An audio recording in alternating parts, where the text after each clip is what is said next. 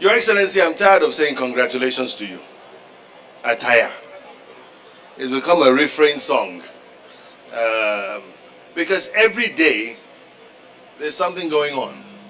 Either you're exciting the polity or you're exciting your people. But there's action. You know, too often we call people action governor, action governor. We need to find another terminology for you. But I want to tell the people of Rivers State, you are indeed very fortunate to have Governor Nyesom Wike as your standard bearer today. He's your greatest export. He is one man that others, they love to hate him because they cannot be what he is. You know, when you envy someone, you either emulate that person or you hate that person, but you cannot be indifferent to that person. And that's the truth about him. I want to commend you, and I know I'm speaking on behalf of everybody here, and those who are not here, and those watching us on television, for the work you have done, for the work you're doing, for the hope you bring. You are indeed a role model. This country has the lever to be anything it wishes to do. But unfortunately, we always throw up the least in terms of capacity to do the work.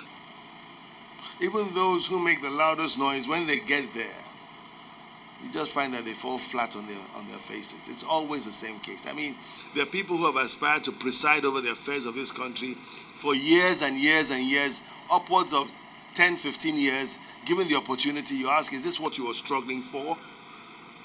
You think that they had the solution to all the problems that we have. We only to find out that they indeed are the problem to the country.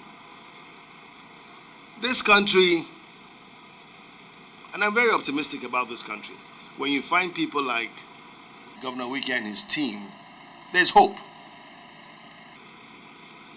There is hope. We will get there. Our prayer is to get there sooner than later, not that we won't get there. The endowment the Creator has given us, we will get there. The Almighty makes no mistakes. He's perfect. We will get to where we ought to go. But the pace is what we're quarreling about. If what we are doing here today, and that has been done in several other parts of Port Harcourt, and indeed the state, had been done many, many years ago,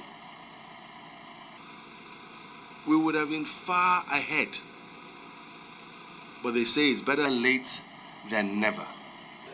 The day he's being celebrated out of office, there'll be tears rolling down the cheeks of many people here.